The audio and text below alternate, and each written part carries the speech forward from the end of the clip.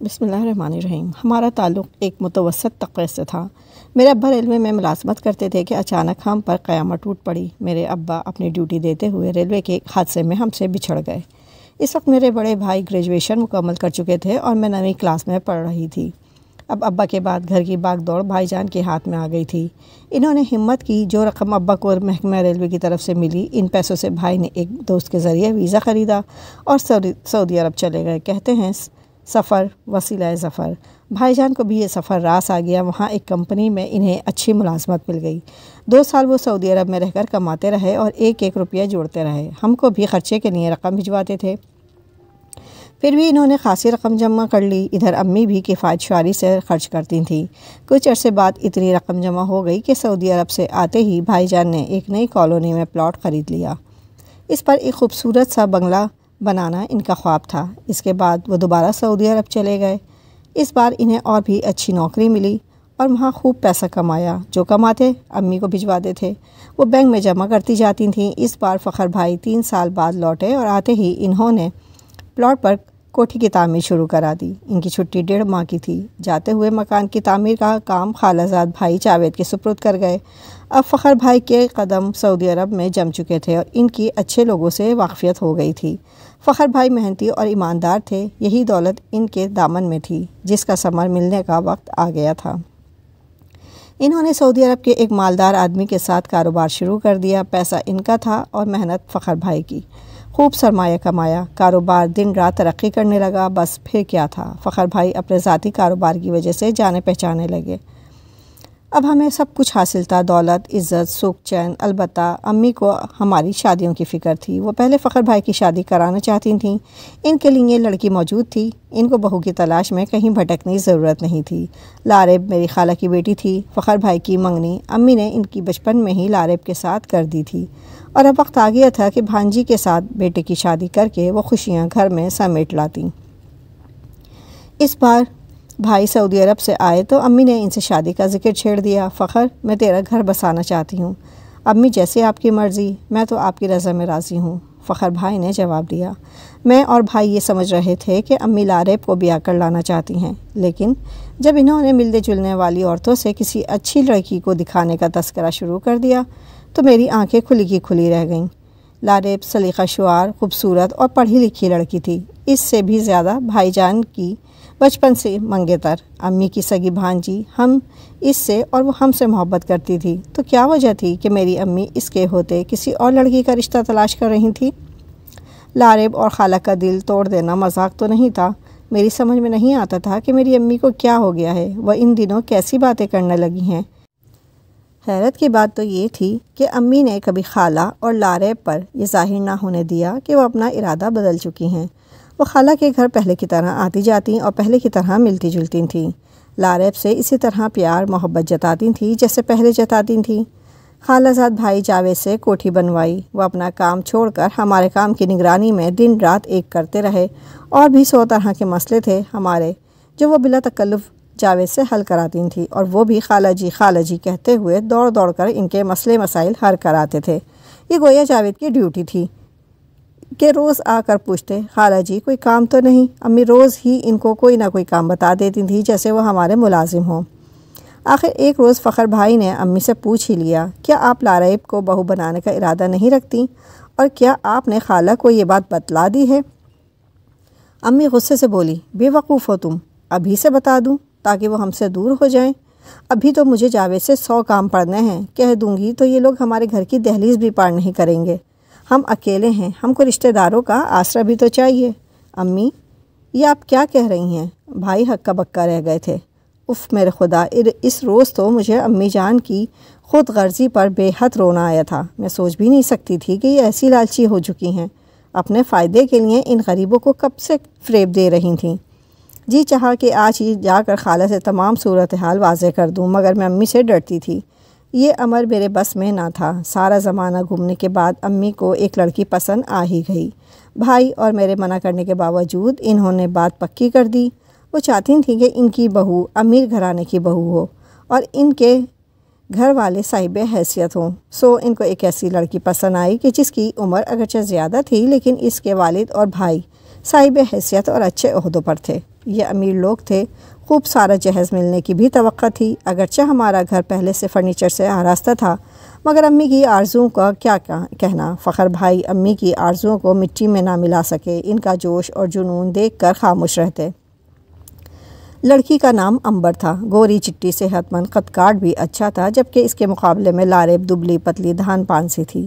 2-3 بار لڑکی والے ہمارے گھر آئے، امی نے خوب خاطر تواضع کی، رشتہ طے ہو گیا تو امی نے سارے محلے میں مٹھائی تقسیم کی۔ ایک ڈبہ خالہ کے گھر بھی بھجوایا، ڈرائیور سے کہا کہہ دینا کہ خوشی کی مٹھائی ہے، فخر میاں کی منگنی ہوئی ہے۔ خالہ نے دروازہ کھولا، ڈرائیور نے ان کو مٹھائی کا ڈبہ دیا اور بتایا کہ فخر میاں کی منگنی کے لڈو ہیں۔ خالہ کے ہاتھ سے ڈبہ زمین پر گر گیا، وہ دروازے کو تھام کر بیٹھ گئیں۔ ڈرائیور نے آ کر امی کو بتایا تو وہ بس مسکرا کر رہ گئیں۔ مجھے خبر نہ تھی کہ میری ماں اتنی اذیت پسند ہوں گی۔ اذیت بھی کس کو دی؟ اپنی سگی بہن کو، بھانجی اور بھانجے کو۔ یہ وہ لوگ تھے جو ان پر جان نچھاور کرتے تھے۔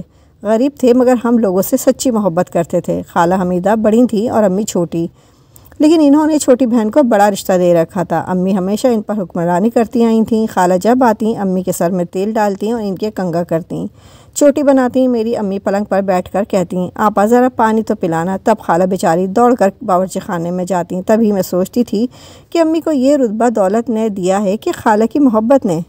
بھائی جان کی شادی کے کارڈ چھپ گئے، خالہ جان کو امی خود کارڈ دینے گئیں، میں ساتھ تھی۔ امی نے کہا تھا حمیدہ آپا اگر شادی میں نہ آئیں تو ہمیشہ کے لیے بہن کا رشتہ ختم کر دوں گی، لارب کو بھی ضرور لانا ورنہ مہوش اپنے بھائی کے لیے مہندی نہ گھولے گی۔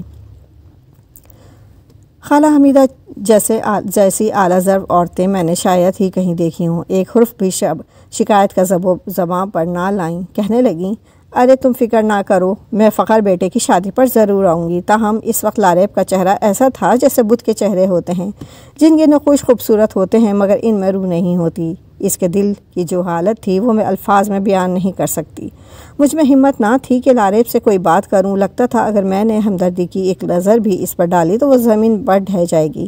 کچھ کہے بنا میں امی کے ساتھ خالہ کے گھر سے چلی آئی۔ فخر بھائی کی خیر سے شادی ہو گئی۔ بڑی خالہ، لارب اور جاوید اپنا سا منہ لے کر چلے گئے اور امبر ہمارے گھر کی عزت بن کر آ گئی۔ لارب جو بھی تھی مگر امبر میری بھابھی تھی۔ میرے اکلوتے بھائی کے سر پر سہرا بندھا تھا اور وہ دلہن بنی ہوئی تھی۔ مجھے اس سے بھی پیار کرنا تھا۔ امی خود اسے بہو بنا کر لائی تھیں۔ اس میں اس لڑکی کا تو کوئی قصور نہ تھا، مجھ کو اس کا دلار تو کرنا ہی تھا۔ رتبہ تھا اس کا گھر میں، وہ میری بڑی بھاوش تھی اور میں اس سے چھوٹی۔ فخر بھائی کا بھی خیال تھا مجھ کو۔ اب یہ ہوا کہ وہ مجھ پر حکم چلانے لگی مگر میں ان پر وارث جاتی، قربان ہوئے جانے لگی۔ بھائی پیارے ہوتے ہیں تبھی تو بھابھیاں پیاری ہوتی ہیں۔ اگر وہ عزت پاتی ہیں، اچھی لگتی ہیں تو اپنے بھائیوں کی وجہ سے۔ اس بغیر وہ ہم سے حسن سلوک سے رہیں تو یہ بڑی خوش قسمتی کی بات ہوتی ہے نندوں کے لیے۔ امبر کے معاملے میں ایسا نہ ہو سکا۔ وہ بالکل غیر خاندان سے تھی۔ اس کو اپنے والدین اور بھائیوں کی دولت کا غرور تھا۔ ہمارے بھائی کے ساتھ تو بہت خوش تھی مگر ہم انہیں ایک آنکھ نہیں پاتے تھے۔ میں جتنی ان سے محبت کرتی وہ اتنی ہی مجھ سے کھینچتی۔ امی کو تو امبر بھابھی نے ایک تنکے جیسی اہمیت نہ دی تھی۔ 3 ماہ پاکستان رہ کر واپس سعودی عرب چلے گئے بھائی، ان کو اپنے کاروبار کی فکر تھی۔ میں کالج جانے لگی۔ اب امی اکیلی نہ تھیں، گھر میں بہو بھی تھی، لیکن یہ میری خام خیالی تھی۔ بھابھی کو کب امی کے پاس رہنا گوارا تھا۔ ان کا جب جی چاہتا میں کہ چلی جاتی، جب دل چاہتا لوٹ آتی۔ بھابھی امی سے پوچھتی تک نہ تھیں کہ میں کہ جا رہی ہوں اور اتنے دن بعد لوٹوں گی۔ وہ ہم سے دلی طور پر کوسوں دور تھیں۔ پہلے ہر ماہ بھائی رقم امی کے نام بھجواتے تھے، جانے کیا ہوا کہ وہ روپے اپنی بیوی کے نام بھجوانے لگے۔ ہمارا کوئی اور تو کمانے والا نہ تھا۔ امی جان نے سارا پیسہ جو جمع کیا تھا بھائی کی شادی میں خرچ کر دیا تھا۔ اب ان کا ہاتھ تنگ رہنے لگا۔ بھابھی رقم اپنے بینک اکاؤنٹ میں جمع کرا دیتی، امی سے کہتی کہ خود اپنے گھر کا خرچہ وہاں سے چلاؤ جو تم نے بیٹے کی کمائی ماضی میں جمع کی ہے۔ جھگڑے کے ڈر سے کچھ دنوں تک تو امی خرچہ جوں توں چلاتی رہیں، مگر ان کے پاس جب پیسے بالکل ختم ہو گئے تو انہوں نے ہاتھ اوپر کر دیے۔ بس پھر کیا تھا، امی اور بھابھی میں لڑائی ہو گئی۔ اس کے بعد یہ تو میں روز کا معمول بن گئی۔ گھر کا سکون برباد ہو گیا، جیسے کسی کی نظر لگ گئی ہو۔ وہ جو ہمارا گھر خوشیوں بھرا گھر تھا، وہاں بے سکونی نے ڈیرا جما لیا۔ میں جب کالج سے تھکی آتی، نظام درہم برہم ملتا، سب کچھ ہوتے ہوئے بھی گھر میں کچھ نہ رہا۔ اب امی کو بڑی بہن یاد آئی۔ جب پریشان ہوتی حمیدہ آپا کے گھر کے سوا انہیں کوئی اور گھر نہ سوچتا۔ وہ تسلی دیتی، محبت سے پیش آتی، کہتی تم بیٹے کو خط میں سب احوال لکھ بھیجو تاکہ وہ گھر کے اخراجات کو تمہیں علیحدہ رقم بھجوایا کرے۔ ان دنوں موبائل فون کا رواج نہ تھا، خطوط کا سسٹم رائج تھا۔ امی جواب دیتی، آپا کیسے اسے لکھوں، جبکہ فخر جاتے ہوئے کہہ گیا تھا، امی آپ نے صاحب حیثیت لوگوں سے رشتہ جوڑا ہے، اب ان سے بگاڑنا نہیں، ورنہ یہ اپنی سی کر گزریں گے، اور جو بھی حالات ہوں خود فراست سے کام لینا اور مجھ کو ساس بہو والے جھگڑے سے دور رکھنا، ورنہ میں کاروبار چھوڑ کر ادھر الجھ گیا تو بہت نقصان ہو جائے گا۔ اب میری امی ادھر سے بھی چپ سادھنے پر مجبور تھیں کہ سب انہی کا ہی کیا دھرا تھا۔ ان دنوں میں کتنی پریشان رہتی تھی کیا بتاؤں، جی چاہتا تھا کوئی تو ایسا ہو کہ جس کے کندھے پر سر رکھ کر خوب رو لوں۔ ان دنوں مجھ کو کسی اپنے کی بہت ضرورت محسوس ہوتی تھی، تبھی ایک لڑکا میری زندگی میں آیا جس نے میری پریشان حالی کو نوٹ کیا۔ وہ میرا کلاس فیلو حسن تھا۔ حالات سے تنگ آ کر امی نے لوگوں کے کپڑے سینے شروع کر دیے تاکہ میرے کالج کے اخراجات پورے کر سکیں۔ امی کو سلائی آتی تھی، خدا کا شکر ان کی محنت سے ہم ماں بیٹی کا خرچہ چل نکلا۔ بھابھی ہمارا پکا ہوا کھانا نہیں کھاتی تھیں، زیادہ تر باہر سے کھاتی یا میکے جا کر رہنے لگتی، ہوٹل سے پکا پکایا منگوا لیتی۔ انہوں نے ہم سے کوئی تعلق ہی نہ رکھا سوائے اس کے کہ ہم سب ایک ہی گھر میں رہتے تھے۔ میں پریشان ہو کر تمام حالات حسن کو بتاتی، وہ کہتا تم سے شادی کر لوں، تم مجھ سے شادی کر لو، میں تم کو خوش رکھوں گا۔ بھلا امی کی رضامندی کے بغیر میں اپنی زندگی کا سب سے بڑا فیصلہ کیوں کر سکتی تھی؟ روز روز اس کا ایک ہی سوال سن کر تنگ آ گئی۔ آخر امی کو بتا دیا کہ کلاس فیلو مجھ سے شادی کرنا چاہتا ہے۔ انہوں نے بھی یہی کہا کہ بیٹے کو بتائے بغیر وہ کوئی فیصلہ نہیں کر سکتی، فخر کا انتظار کرنا ہی ہوگا۔ ہمارے سالانہ امتحان ختم ہوئے تو حسن نے مجھ سے حتمی جواب مانگا، کہا کہ تم سے ہمیشہ ایک ہی سوال کرتا ہوں اور تم جواب نہیں دیتی، آخر تم کس مٹی کی بنی ہو؟ میں تمہارے ساتھ سنجیدہ ہوں اور تم ہو کہ ہاں نہیں کرتی ہو۔ مجھے اس کی اجلت پسندی پر غصہ آ گیا اور اس بات پر ہماری لڑائی ہو گئی۔ میں نے ضد ہو کر کہہ دیا کہ جب تک میرے بڑے بھائی سعودی عرب سے نہیں آ جاتے میں تم کو کوئی جواب نہیں دے سکتی۔ تم اگر انتظار نہیں کر سکتے تو بے شک چلے جاؤ میری زندگی سے، اور پھر بھی کبھی مت آنا۔ اگر اتنے انتظار کے بعد تمہارے بھائی نے ہماری شادی سے منع کر دیا تو قصہ ختم۔ میں نے غصے میں ایسا کہا تھا، وہ مایوس ہو گیا اور واقعی پھر بھی کبھی نہ آیا۔ کچھ عرصے بعد بھائی جان آ گئے، گھر کا ماحول پھر سے اچھا ہو گیا، کیونکہ بھابھی بھائی کے سامنے امی سے بالکل نہیں لڑتی تھی۔ میرے اور امی کے دن فاقوں سے بھی گزرے تھے، مگر بھائی کو بالکل بھی خبر نہ تھی۔ اب امی نے ان کے کان میں تھوڑی سی باتیں ڈالیں کہ خرچے کی رقم مجھ کو الگ سے بھیجو، بہو سے بار بار روپے لینا اچھا نہیں لگتا۔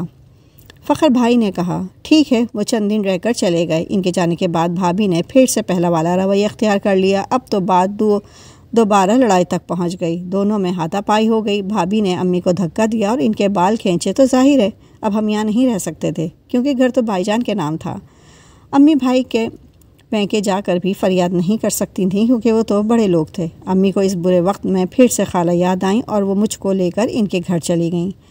جب امی خالہ کے گھر پہنچیں ان کا دل دکھ سے بھرا ہوا تھا۔ جو ہی خالہ نے دروازہ کھولا میری امی ان کے گلے لگ کر پھوٹ پھوٹ کر رونے لگیں۔ انہوں نے آنسو پوچھے، کمرے میں لے گئیں، تسلی دی۔ لارے بھی یہ حال دیکھنے پر پریشان ہو گئی، دوڑتی ہوئی کچن میں گئی، شربت بنا لائی، اصرار کر کے امی کو کھانا کھلایا۔ لارب نے قسمیں دے کر اپنے ہاتھ سے امی کے منہ میں لقمے دیے۔ امی 2 روز سے بھوکی تھیں، نڈھال ہو رہی تھیں، نقاہت کے مارے بات بھی نہیں ہو پا رہی تھی۔ میں چونکہ بھابھی کے منہ کو نہیں لگتی تھی اس لیے ان سے بچی رہتی تھی۔ خالہ نے امی کو دوبارہ گھر جانے نہ دیا، کہا کہ تم بیٹے کو احوال سے آگاہ نہیں کر سکتی تو میں کروں گی، اب تم ادھر ہی رہو، وہاں جا کر بہو سے مزید بے عزتی کرانے کی ضرورت نہیں ہے۔ خالہ حمیدہ نے فخر بھائی کو خط میں تمام احوال لکھا۔ جو جواب آیا وہ ہمیں حیران کرنے کو کافی تھا۔ انہوں نے لکھا کہ امبر نے پہلے سے مجھے تمام حالات سے آگاہ کیا ہوا ہے۔ میں احترام کی وجہ سے چپ تھا، مگر یہ بات تو سب مانتے ہیں کہ تالی ایک ہاتھ سے نہیں بچتی۔ اگر قصور میری بیوی کا ہے تو امی جان نے بھی کمی نہ کی ہوگی۔ بہرحال اگر امی امبر کے ساتھ نہیں رہنا چاہتی تو جہاں ان کی خوشی رہیں، مجھے کوئی اعتراض نہیں ہے۔ میں بیوی کو گھر سے نہیں نکال سکتا، امی کا خرچہ میں الگ سے بھجوا دیا کروں گا۔ اس جواب سے امی کا دل ٹوٹ گیا۔ سال بھر بھائی نے خالہ کے پتے پر امی کو خرچہ بھجوایا۔ سال بعد وہ آئے تو ہم سے ملنے خالہ کے گھر بھی آئے، جاتے ہوئے کہا کہ سارا قصور تو امی کا ہے، انہی کو بڑے لوگوں کی سمدھن بننے کا شوق تھا، انہوں نے ہی امبر کا رشتہ تلاش کیا، سب کچھ ان کی مرضی پر ہوا۔ میں تو اپنی منگیتر سے ہی شادی کرنا چاہتا تھا۔ میری امی ہی نہ مانتی تھیں۔ اب میں سسرالیوں سے بگاڑ کر گھر تو نہیں اجاڑ سکتا، انہی کو اپنے کیے پر صبر کرنا ہوگا۔ میں ایک بیٹی کا باپ ہوں، اولاد کی خاطر صحیح مجھ کو اپنی بیوی کا خیال رکھنا ہی ہے۔ انہوں نے یہ بھی کہا کہ میں سعودی عرب پہلے عنبر اور اپنی بیٹی کو بلواؤں گا اور بعد میں آپ لوگوں کو بلانے کی کوشش کروں گا۔ اس دوران مہوش کا رشتہ آ جائے تو اس کی شادی کر دینا، میں شادی کے خرچے کے لیے رقم بھیج دوں گا۔ جب تک بھابھی پاکستان میں تھیں، فخر بھائی ہم کو خرچے کے لیے پیسے بھجواتے رہے۔ جو ہی وہ سعودی عرب پہنچی یہ رقم آنی بند ہو گئی۔ اس کے بعد میں نے بہت چاہا مجھے حسن مل جائے مگر رابطہ نہ کر سکی۔ جاتے ہوئے اس نے اپنا پتہ تک نہ دیا تھا۔